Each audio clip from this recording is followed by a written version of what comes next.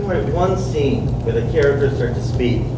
And I found that whenever I push people in my class to write that scene where, you know, it finally starting to have a voice and have characters who seem to have something to say to each other, that's when they usually come up with their unique screenplay. A lot of students I find who might get into trouble is maybe doing things that they don't quite care about, but maybe sort of trying to do things that they've seen before. It's not like a formula, like if you write this kind of small film, like it will get picked up or you'll find money. You know, I think like it's about writing a compelling story that's different and being aware of the industry and kind of, you know, what's been done over and over and kind of trying to avoid that. It helps if you have some friends to come together and read your work and hear how it sounds in your mouth, because even if you're typing it and you just stop and say it out loud as you're going, it changes everything when you hear it spoken, because you can say, oh my, that's so formal sounding. I wouldn't say it like that, I would say it like this.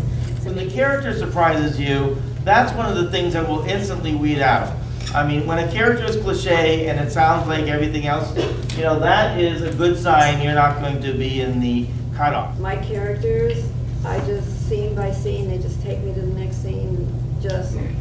I try to know them so well, and I know exactly what they're going to do next. Everybody has a really, really good, if not a masterpiece in them. I think it's just a matter of being open and finding what you really care about. There were years between film school and Precious. When Lee Daniels introduced me to this book, I'd been through all of those pages. A fair amount of disappointment and feeling on the outside, much like the character in Precious. You know, I'm still waiting for my Precious to come, but by paying your dues and continuously keep writing, whether you're getting paid for it or not. And at least in this way, over this course of these workshops and this process, even if your screenplay doesn't get in, you'll start to get some feedback and start to understand by watching other people get feedback, you know, what makes a difference. I would say that the most important thing that always goes through my mind is never be predictable. Never write, never have them say what you can see. So, you know what I mean? That's like a very simple thing. Don't have them say, I'm sitting in this theater talking to, you know, have them make a comment about us or something. And sometimes people want to be dismissive of structure, and early on I had my questions about it.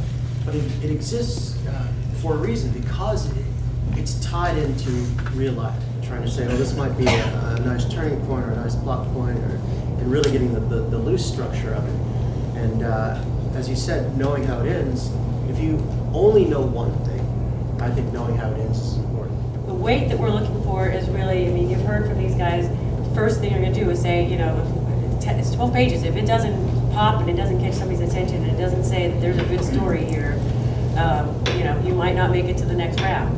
And the rounds include getting all these submissions by December 31st. In January, we're going to share that information with our distinguished panel of judges and advisors, which are local and expatriate. We're going to work with these people who are our judges and advisors to see if we can't get you a little mentorship if you're a winner on how to make this production work. We are going to provide to you a prize that is used for production here in Southwestern Pennsylvania during the summer of 2010. With the partnership of Pittsburgh Filmmakers, we'll be able to provide you with a certain amount of equipment. Prize is $25,000 to be divided at the discretion of our judges between 1 to 3 winning prizes, winning films. Last few words, just generally about entry fees. It's $50 for adults, $25 for students with valid ID. So the next event, where we'll try to get it narrowed down to about 10, again, depending on the great number of entries received, will be the January 30th event. The next stage is going to be stage readings, which we're going to get these great CMU actors, and you're going to hear this, and you'll see. Hopefully you'll come back. Hopefully it'll be one of yours. But even if it isn't, and you'll listen, and you'll say, because it's just like American Idol. Now we got to go from 10 scripts to 5 scripts. Which ones seem like they have potential? My final thought is, you know, the cool thing about Hollywood is that there are no rules. You know, there is no rule. Any one of you can suddenly write something or make a 12-minute movie that people will like, and you'll just be plucked out of obscurity and sent kind of on this thing. And that's very rare. I mean, there's not many industries like this. So prepare yourself. That's within your control. Opportunity, maybe not always, but you can do certain things to get there and try everything. You never know how, if, when you might get your chance.